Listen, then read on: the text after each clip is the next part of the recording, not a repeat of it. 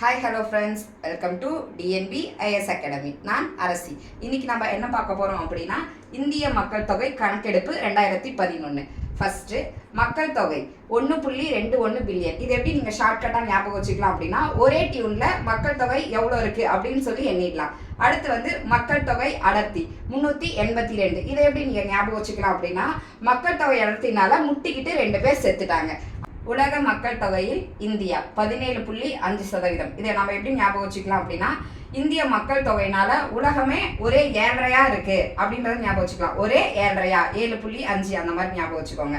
உலக பரப்பளவில் 2.4. உலகம் ஒரே பரபரப்பா 24 மணி நேரமும் சுத்திட்டே இருக்கு. நெக்ஸ்ட் பாலின விகிதம் 1000 ஆண்களுக்கு 940 பெண்கள். இந்த 940 எப்படி ஞாபகம் வச்சுக்கலாம் அப்படின்னா, நயன்தாரா பாட்டியை பாலின விகிதத்துல சேர்த்துக்கலாம். 940 அந்த மாதிரி ஞாபகம் வச்சுக்கோங்க.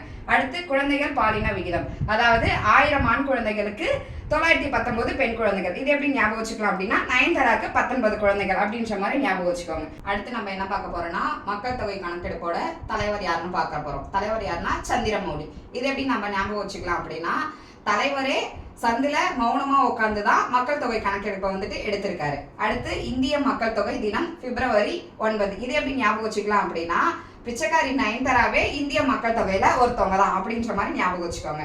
அடுத்து உலக மக்கள் தொகை தினம் July 11. ஜாலியா ஒவ்வொரு நாளும் உலக மக்கள் தொகையை எண்ணலாமே அப்படின்றதான் இதுக்கான ஷார்ட்கட். Okay, thank you friends.